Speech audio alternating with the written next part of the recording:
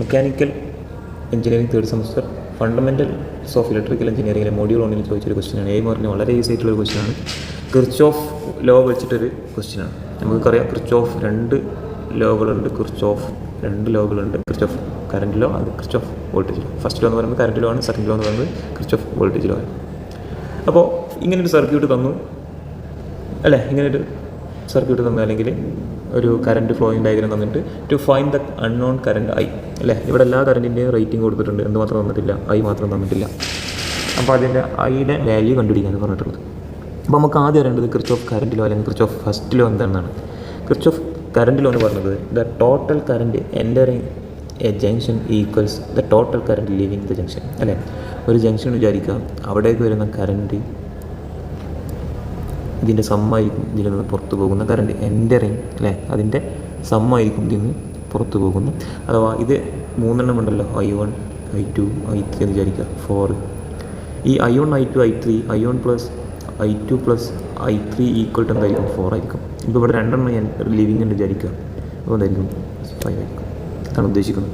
അഥവാ ജംഗ്ഷനിൽ എന്തായിരിക്കും, കറണ്ട് 0 ആയിരിക്കും. ജംഗ്ഷനിൽ കറണ്ട് 0 ആയിരിക്കും, പക്ഷേ എൻ്ററിങ്ങിൻ്റെയും ലിവിങ്ങും ഈക്വൽ ആയിരിക്കും എന്നുമാണ് ഈ ഒരു ഡെഫിനിഷനിൽ മനസ്സിലാക്കേണ്ടത്. അപ്പോൾ അറ്റ് പോയിൻ്റ് പി എന്ന് വിചാരിക്കുക. ഇതിൽ മിസ്റ്റേക്ക് ഉണ്ട് കേട്ടോ, ഒന്ന് നോക്കണേ. കറണ്ട് എൻ്ററിങ് എന്ന് പറയുന്നത് ഒന്നുകൂടെ എഴുതി വെക്കാം. കറണ്ട് എൻ്ററിങ് എന്ന് പറയുന്നത് പോയിൻ്റ് 2 ഉണ്ട്, കറണ്ട് എൻ്റർ ചെയ്യുന്നുണ്ട്. അതേപോലെ പോയിൻ്റ് 6 കറണ്ട് എൻ്റർ ചെയ്യുന്നതാണ്.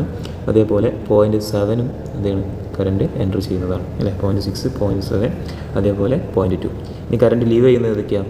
കറണ്ട് ലീവ് ചെയ്യുന്നത് പോയിൻ്റ് 5 ലീവ് ചെയ്യുന്നുണ്ട്. അതേപോലെ പോയിൻ്റ് 4 എന്ത് ചെയ്യുന്നുണ്ട്, ലീവ് ചെയ്യുന്നുണ്ട്. അതേപോലെ നമുക്കറിയാത്ത കറണ്ടും ലീവ് ചെയ്യുന്നുണ്ട്. ഓക്കെ, ഇനി ഇവിടെ നമുക്കറിയാം കറണ്ട് എൻട്രിങ് എന്ന് പറയുന്നത് 0.2 plus 0.6 plus 0.7 equal to current leaving എത്രയാണ്, 0.5 പ്ലസ് 0.4 പ്ലസ് ഐ അല്ലേ. ഈ ഐ ആണ് നമുക്ക് കണ്ടുപിടിക്കേണ്ടത്.